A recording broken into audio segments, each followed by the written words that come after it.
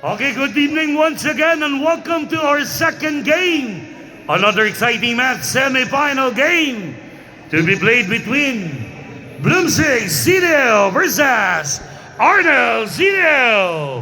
Once again, our official referee from Team Dragon Citadel, Mr. Owen Kala, Mr. Brian Sabugan, Miss Nika, import from Malay-Balay, Bukidnon. You know.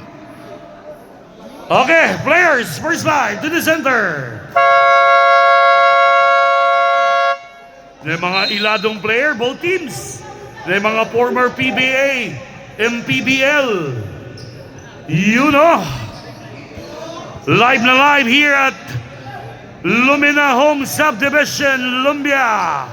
Uy, nagmasyadahan na. You know. Chika sa legend, joke lang. Okay, players, first line to the center. Oh, later na ta mag-live kay mag-reels ako. Your panalay barker ng Cagayan de Oro. Northern Mindanao, gabas-gabas na tas Mindanao.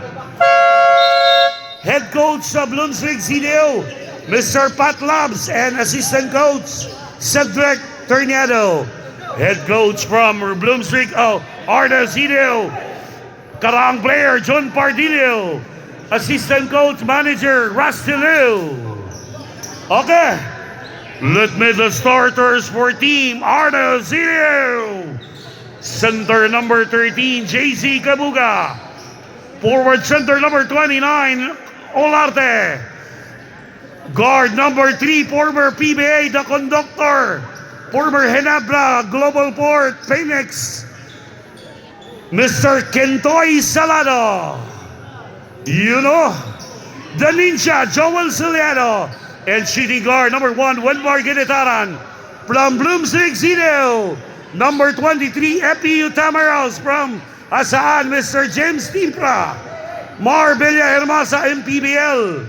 Sean Magadan, Mekmek Sanoria, and Iggy Abelia. Okay, players, audience, are you ready? Baser.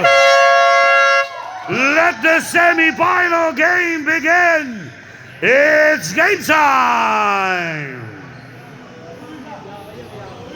You know, kan, okay na. Ano ba to? Bagi, jambol na. Buka. Okay naman. Okay.